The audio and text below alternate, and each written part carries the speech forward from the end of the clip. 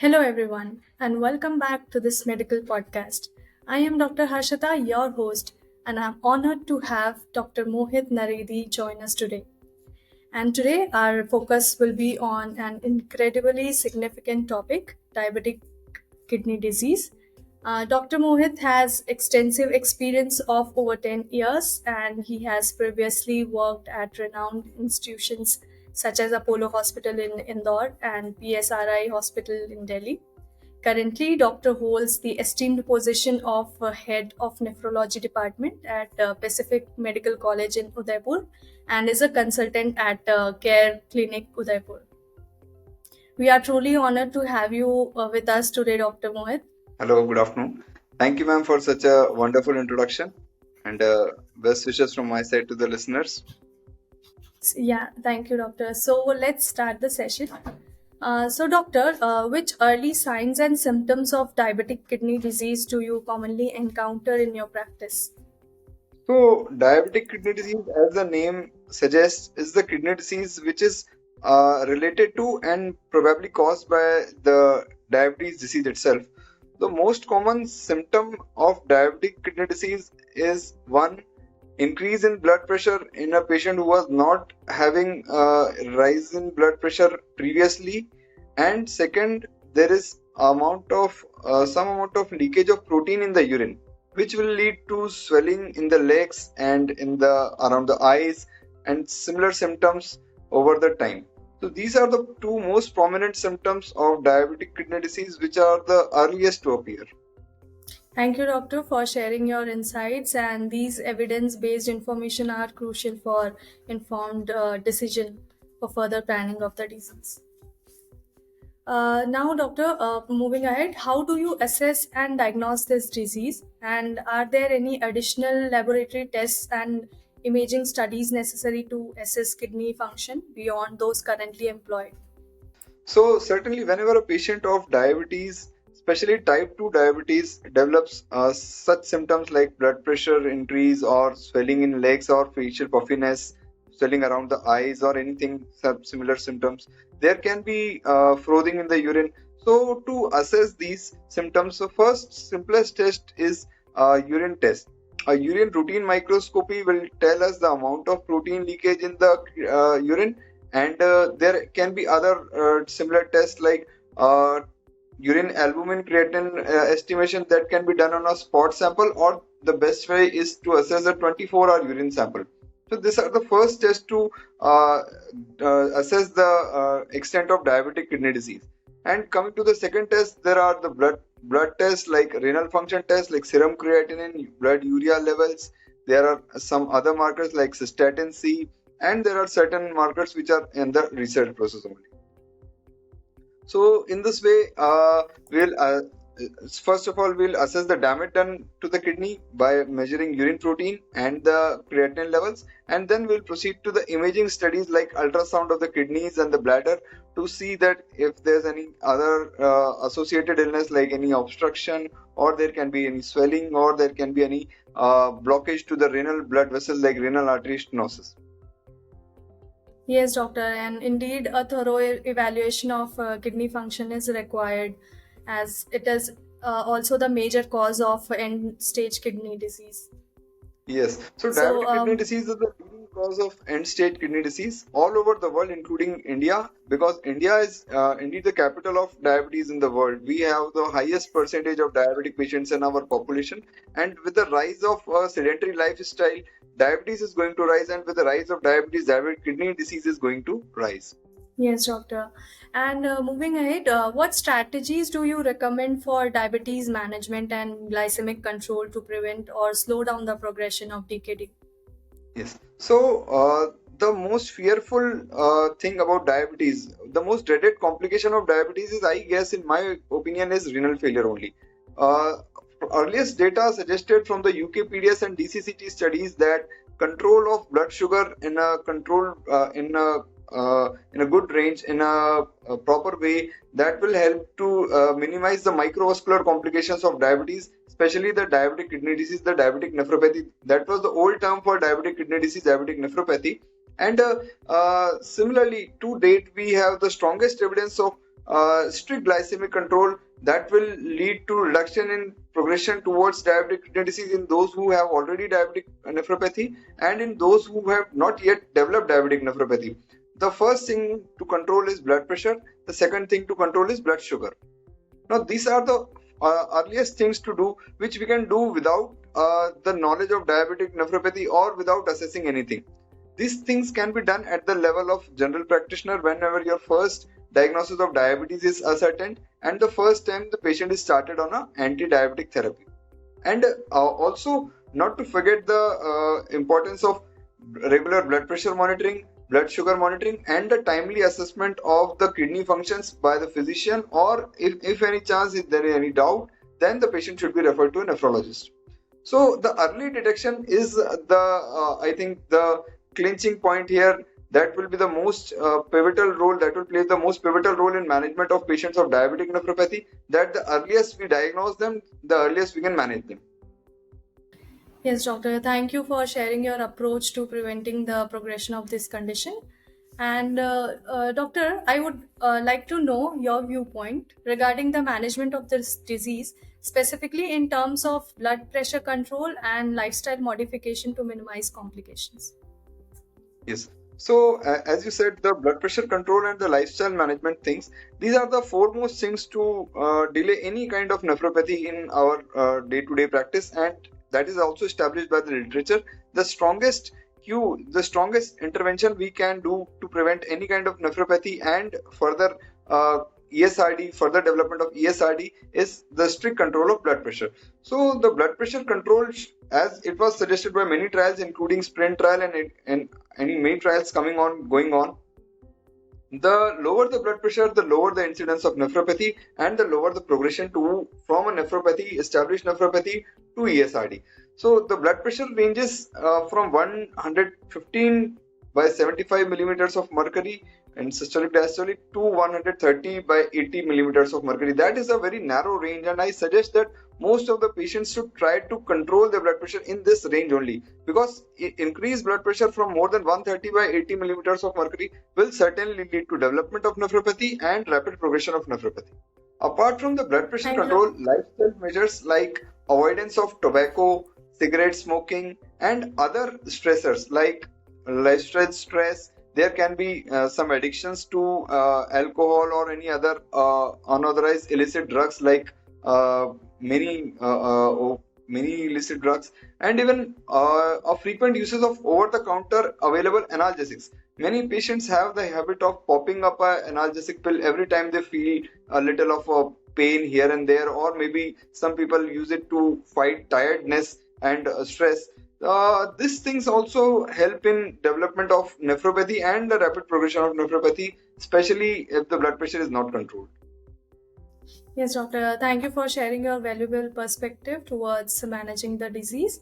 And doctor, moving ahead, how do you tailor treatment plans based on the stage and severity of kidney disease, considering individual patient factors? You can share any patient case you want.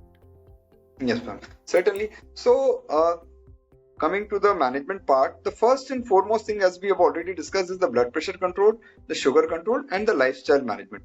Lifestyle management is as underemphasized as it's possible in the current scenario, because people are not just wanting to change their lifestyle, they might do anything else, but they will not adhere to a good lifestyle. A healthy lifestyle is a boon in every aspect, because maybe weight control, the blood pressure reduction, the glycemic control, the avoidance of other physical complications like muscle loss, the fatty liver, everything depends on a good lifestyle. So begin with, the first thing is lifestyle control. The second is the blood pressure control. Blood pressure control is the most important intervention in the terms of nephropathy retardation. And third is the diabetes control. And the fourth will be a specific pharmacotherapy to prevent diabetic nephropathy onset and to retard its progression. Coming to a few cases, I would not like to take the names, but recent past we have a few cases which I would like to mention. There was a patient who, like all our typical diabetic Indian male in our 50s, with a habit of using gutka and tobacco, and diabetes, which was not that much controlled. The blood pressures were a bit on a higher side, like 150 and 160 in the clinic visits.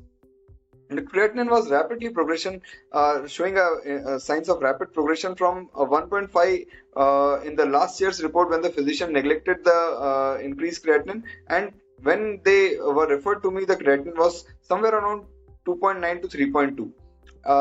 I assessed the patient and I found out that the patient was clearly very, very negligent in his management of diabetes and other things. So I started with the targeted approach of lifestyle management, blood pressure control, sugar control. We advised him to refrain from use of tobacco and other things. And ultimately, we started him on targeted pharmacotherapy. We have got many new molecules now to fight the diabetic kidney disease, which was once a dreaded disease. And over the years, over a few months, the patient started improving his blood pressure, his weight came down, his sugars level came down, the urine output increased, there was a very less amount of swelling, and the patient became very, very fit, and his activity levels improved.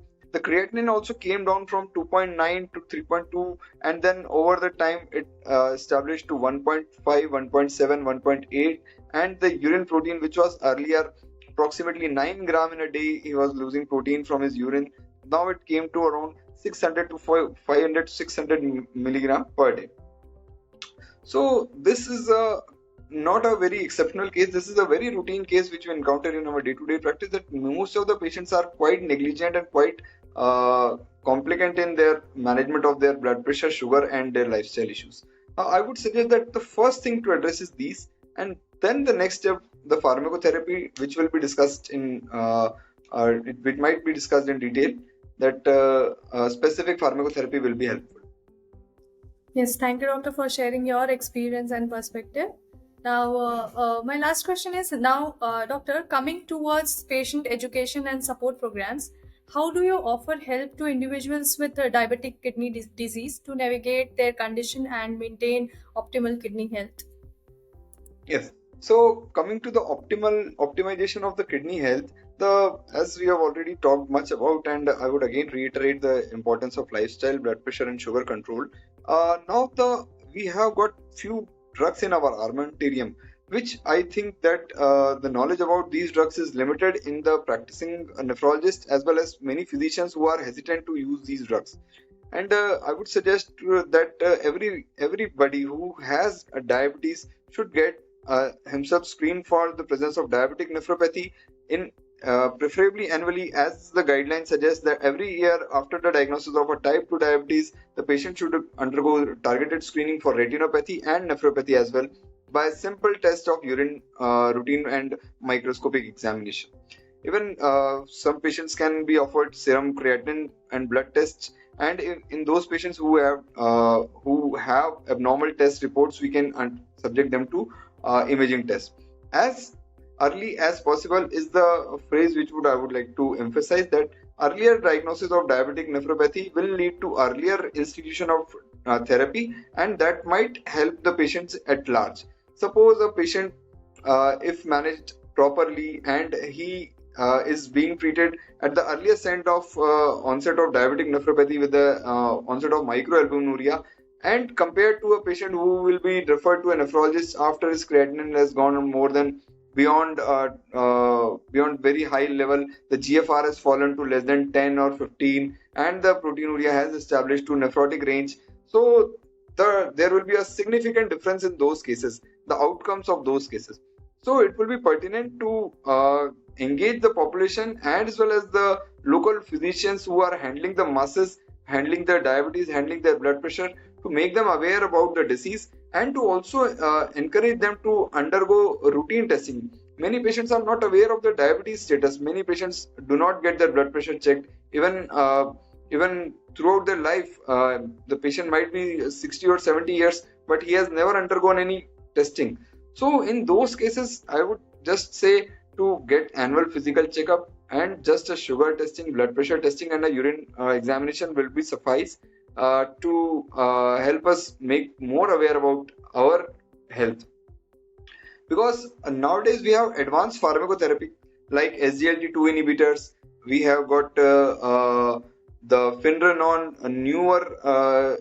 newer our anti-aldosterone blockers, and with the help of AC inhibitors and ARBs, we have got sufficient pharmacotherapy to at least retard the progression of this disease, which earlier used to show relentless progression after the onset. Yes, doctor. And these patient education and support programs play a vital role in managing all kinds of diseases effectively. Certainly. Yes, and they also foster informed decision making and motivation for disease management. Yes. Certainly. Awareness is the key, and being aware helps us know about our disease and to make informed decisions, especially in those cases where we have got long-term differences in outcomes, and there are significant ramifications of even small interventions. Just like a single 1% fall in HbA1c will lead to a difference in renal function over many folds. Just like that, earlier intervention of even a few decades or a few years, that will help in reducing the population burden of kidney disease and advanced kidney disease, especially the dialysis population. The most of our dialysis patients are diabetic, and had they been managed properly, many of them could have been saved from this result, end stage result, that end stage kidney disease. Okay. Thank you. So now we have arrived towards the end of today's session. So thank you, Dr. Mohit, for joining me and giving us this insight. Thank you so much, ma'am. Thank you. And we hope this session was informative and insightful. Stay connected with MedSynapse for the latest advancements and expert knowledge. Thank you for tuning in. I'll see you next time. Bye.